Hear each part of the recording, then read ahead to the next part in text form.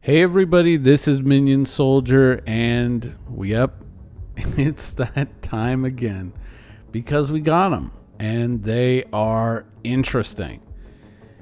We actually have ship updates, and there's two ships that I kind of want to lift out of this and focus on, which are the Vulture and the Redeemer. And we're going to start off with the Redeemer because I think the Redeemer is a ship that's in a very interesting and also a very bizarre spot.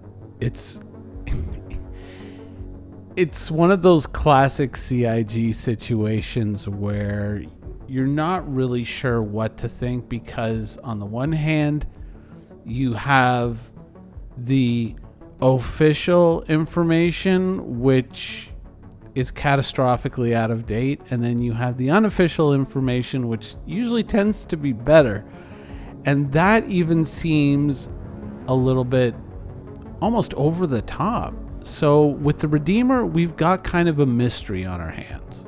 Now, of course, we recently saw the Redeemer in an almost finished state, very, very close to being finished, and it looks like a fairly promising ship. Now, pay special attention to those guns that it is sporting on the manned turrets, both top and bottom, because that's really kind of where the mystery starts with this ship. Now, of course, we could go into the past of the Redeemer and we can talk about many of the interesting places this ship has been, from being an almost forgotten and abandoned project to being front and center and kind of a community favorite.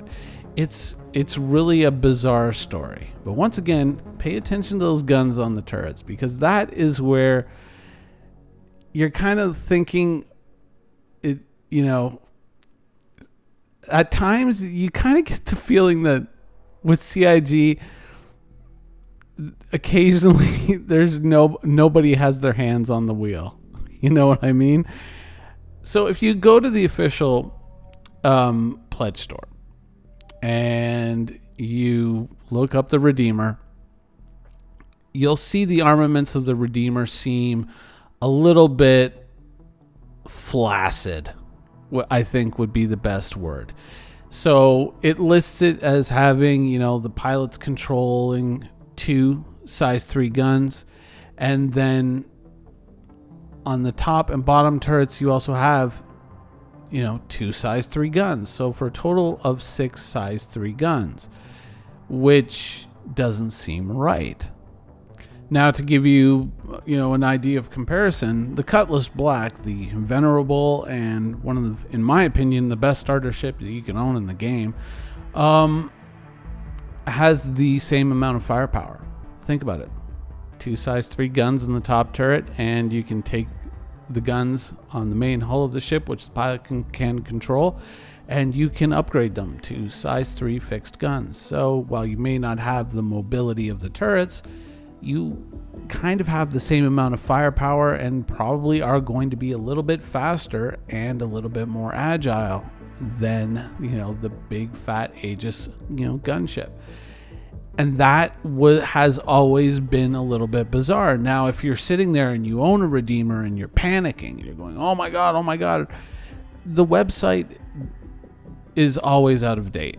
And that's one of the big problems, is that oftentimes people will find themselves buying ships that aren't what they think they are. Now, the reason why I say that, the main website, the official website, is out of date when it comes to the Redeemer, it also lists the ship as ready to go into production, but waiting for, assets, waiting for resources to put the ship into production. And yet we know that that is not the case. Now, when we remember seeing the Redeemer at the IAE just a few months ago, it looks like they found the resources to begin modeling the ship. So, website out of date. And also, when you look at StarCitizen.tools, you see that, it seems like they've upgraded the weaponry to potentially include 2 size 5s and 2 size 6s, possibly. Now, of course, this is data mined information. This is not factual, update information. But I think it's safe to say that by the time the Redeemer hits the scene, that you are going to be dealing with a considerably upgraded ship and not, what we see on the website today. So it's going to be very interesting to see the Redeemer kind of come into its own and come into the universe in the not too distant future, because this ship is, it's in that medium ship category. It's right in that sweet spot. You can carry armor, you can carry guns, you can carry your friends, you can carry just a little bit of cargo, and you can go around and get the job done. And this is, this has the potential, at least right now, with the groups that are going out there, 1, 2, 3 friends together. This has the potential to be a very interesting and hard-hitting ship. And I'm eager to see where this goes. Now, of course, in the future, there may be other facilities open to the ship. We know that NPCs manning turrets are going to be a thing, so that could be a considerable buff to anyone who owns the ship. And beyond that as well, we know that it may be possible to put those turrets under pilot control via server blades. So that could make it actually quite a devastating ship. Right now, some people are looking at the Vanguard Warden, and they're looking at it with, certain guns. And I believe the bearing lasers are considered the hotness right now in some people's eyes. But when you consider that firepower against potentially what the Redeemer can do, if you can put all those guns under pilot control, that makes it a very interesting ship. Let's just say that. It makes it a very interesting ship. Now, currently, I believe I'm about 90% certain that I don't own a Redeemer, but it's interesting. It's interesting. Ultimately, for me, I know where my heart lies, and it's not the Redeemer. For me, there's a different ship. Now, currently, that ship remains on the roadmap, and we did find out some interesting stuff today about some reprioritization going on at CIG and the reshuffling of a few things. So we're not going to jinx it. Hopefully we're going straight to production, and fingers crossed. We'll revisit that topic in depth at a later date. But there is kind of a ship in that family that we do need to talk about, because it is coming out of white box, going into kind of gray box. Almost a few things in it look like they're a little bit further along, and that, of course, is the Vulture. Now, of course, John Crew was talking about the Vulture, and here we see, kind of inside the cockpit, things looking a little bit more polished than on the outside. It looks like it's going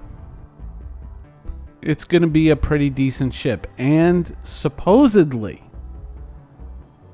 and I say this, those of you who own the Reclaimer, the ship you can see in the background on the screen, know what I mean. Supposedly, salvage V1 or V0 or V something, ship salvage is going to be coming to mate up with the Vulture when it is released into the game. I'll believe that when I see it. Salvage ships have been excessively unlucky in Star Citizen,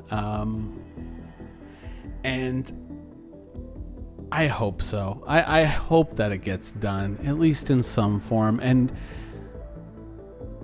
please don't just implement it on the Vulture. Give the Reclaimer something to do. It's only been in the game for almost 3 years now. Can we please have a job? Actually, is it? Wait. man, it might actually be closer to 4 years. But yeah, please include the Reclaimer in that, please. Though I deeply suspect in the end we'll just get something to do with a hand tool. But hopefully when the Vulture does show up, CIG will do the usual thing. They'll kind of crank up the value of them salvage dollars.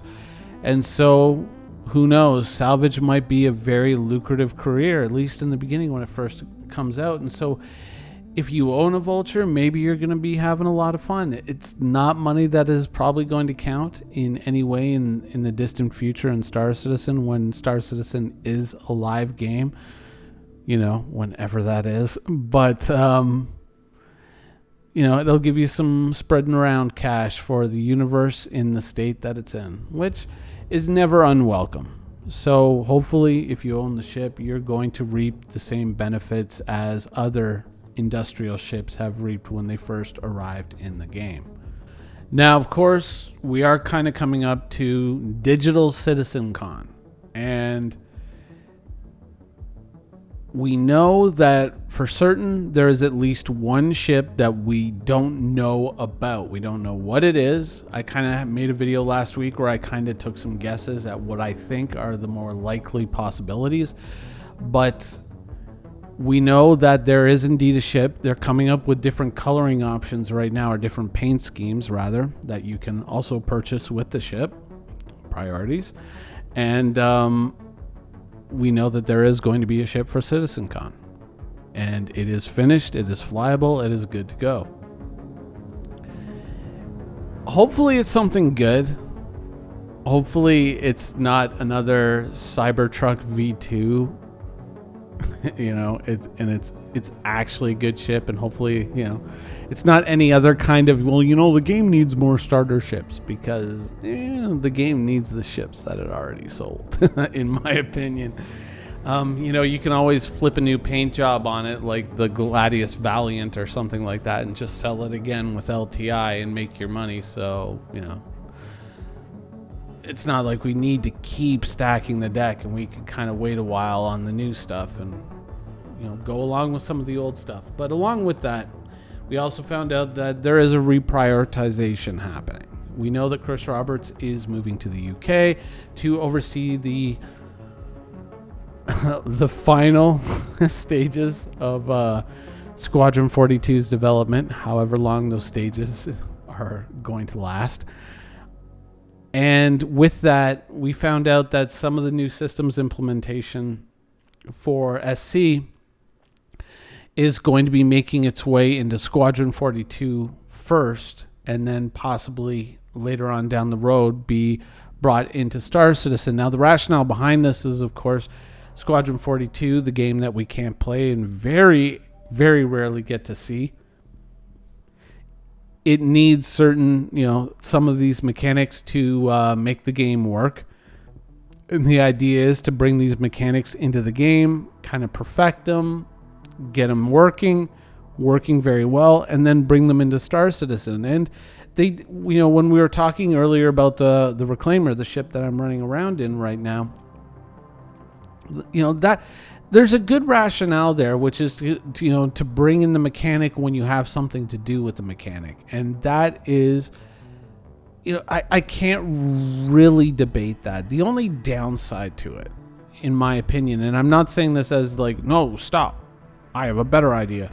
The only real downside to it is I kind of feel like with new mechanics, you want players' eyes on them, and you want players messing around with them and playing with them as quickly as possible, because you need to know if it's a dud before you start to polish it. Now, some people say, oh, no, it never works out that way. Yeah, then explain Shadowlands or BFA to me. The truth of it is sometimes what seems good in the studio is a disaster out in the live environment. And when I hear things like this, I do become a little bit concerned. Not to the point of saying, stop this. No, reverse your decision. But it does make me feel a little bit, unsettled, I guess would be the best way to put it. That players aren't getting a chance to kind of shake any loose nuts and bolts out of this machine before it kind of reaches its perfected or finished state. Though, I say that obviously with a smile on my face. Yeah, I'm a little bit up in the air on this one. I'm willing to kind of let them run with it and see, how it plays out. But at the same time, I understand the desire to push to kind of get Squadron 42 out the door, but I kind of, in the back of my mind, I kind of feel that Squadron 42 kind of missed its window.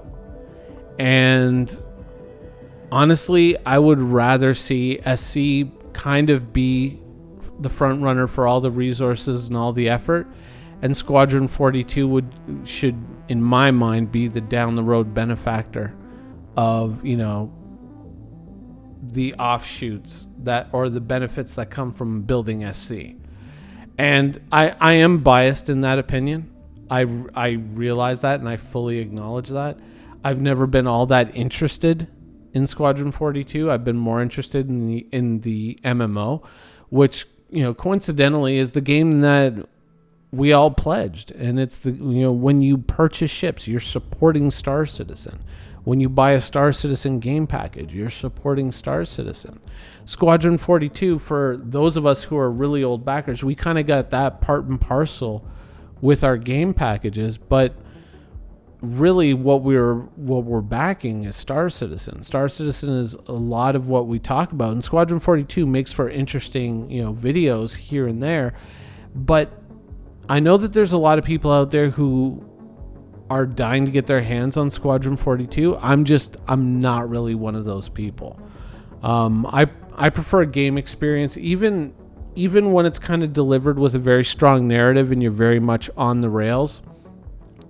I prefer a game world where you can at least see the other players, if not play, through these scenarios, through these missions, through these quests with your friends.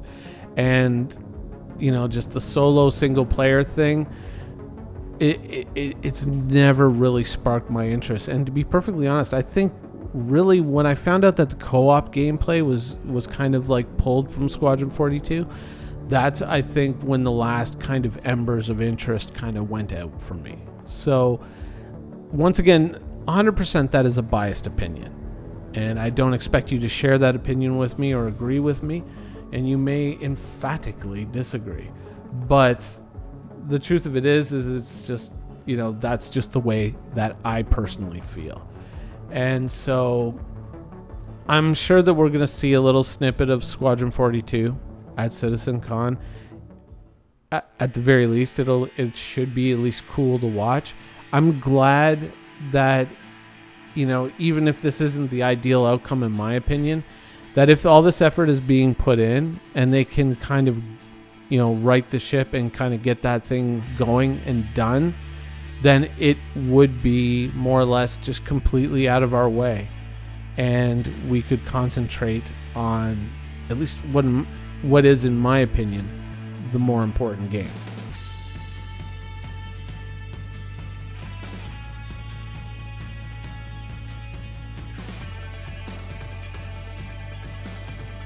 Thank you for watching. So if you want to keep up with the latest and greatest in Star Citizen and Squadron 42's development, please follow us on our social media channels.